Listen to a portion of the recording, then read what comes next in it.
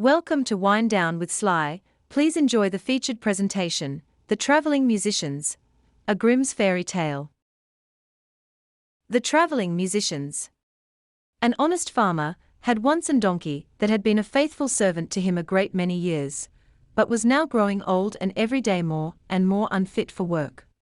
His master therefore was tired of keeping him and began to think of putting an end to him, but the donkey, who saw that some mischief was in the wind, took himself slyly off, and began his journey towards the great city, for there, thought he, I may turn musician. After he had travelled a little way, he spied a dog lying by the roadside and panting as if he were tired. "What makes you pant so, my friend?" said the donkey. "Alas," said the dog, "my master was going to knock me on the head, because I am old and weak, and can no longer make myself useful to him in hunting, so I ran away. But what can I do to earn my livelihood?" "Hark ye," said the donkey, "I am going to the great city to turn musician. Suppose you go with me, and try what you can do in the same way." The dog said he was willing, and they jogged on together. They had not gone far before they saw a cat sitting in the middle of the road, and making a most rueful face.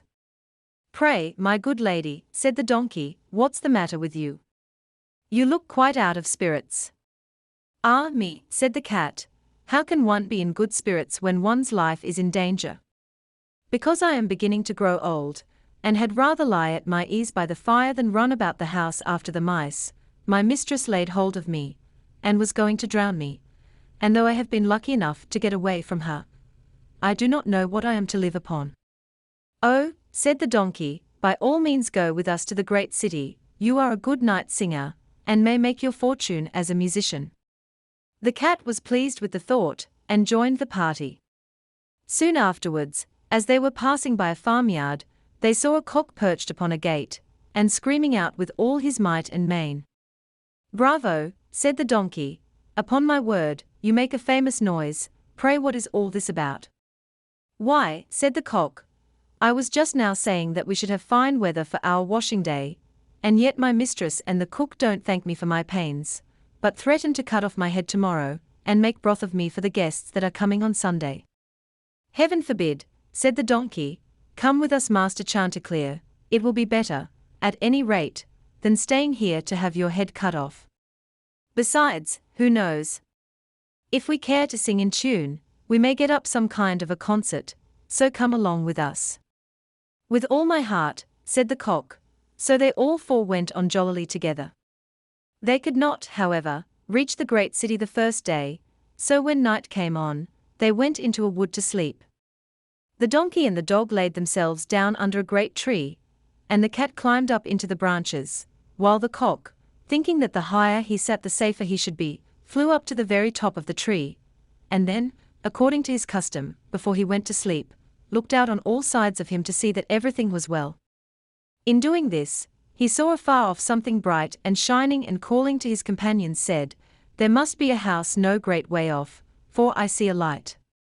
"If that be the case," said the donkey, "we had better change our quarters, for our lodging is not the best in the world. Besides," added the dog, "I should not be the worse for a bone or two, or a bit of meat." So they walked off together towards the spot where Chanticleer had seen the light, and as they drew near it became larger and brighter, till they at last came close to a house in which a gang of robbers lived. The donkey, being the tallest of the company, marched up to the window and peeped in. "Well, donkey," said Chanticleer, "what do you see?" "What do I see?" replied the donkey. "Why, I see a table spread with all kinds of good things, and robbers sitting round it making merry."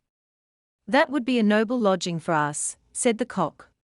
"Yes," said the donkey, "if we could only get in." So they consulted together how they should contrive to get the robbers out, and at last they hit upon a plan.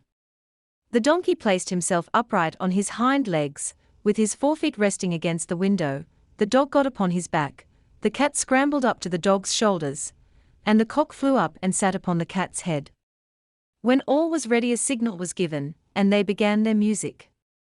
The donkey brayed, the dog barked, the cat mewed, and the cock screamed, and then they all broke through the window at once, and came tumbling into the room, amongst the broken glass, with a most hideous clatter.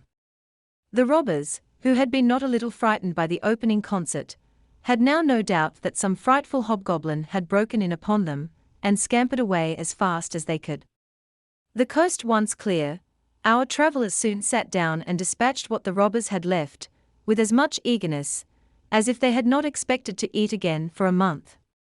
As soon as they had satisfied themselves, they put out the lights, and each once more sought out a resting place to his own liking.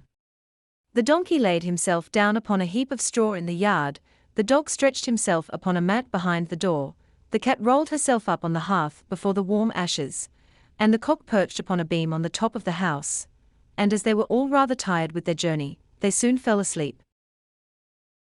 But about midnight, when the robbers saw from afar that the lights were out and that all seemed quiet, they began to think that they had been in too great a hurry to run away, and one of them, who was bolder than the rest, went to see what was going on. Finding everything still, he marched into the kitchen, and groped about till he found a match in order to light a candle, and then, espying the glittering fiery eyes of the cat, he mistook them for live coals, and held the match to them to light it.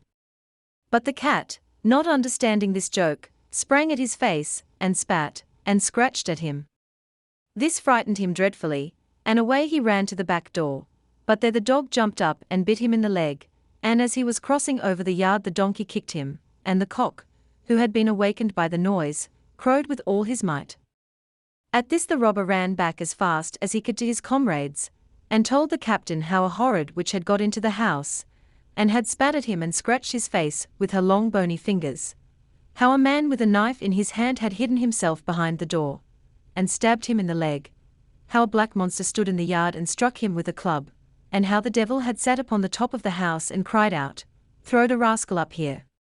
After this the robbers never dared to go back to the house, but the musicians were so pleased with their quarters that they took up their abode there, and there they are, I dare say, at this very day.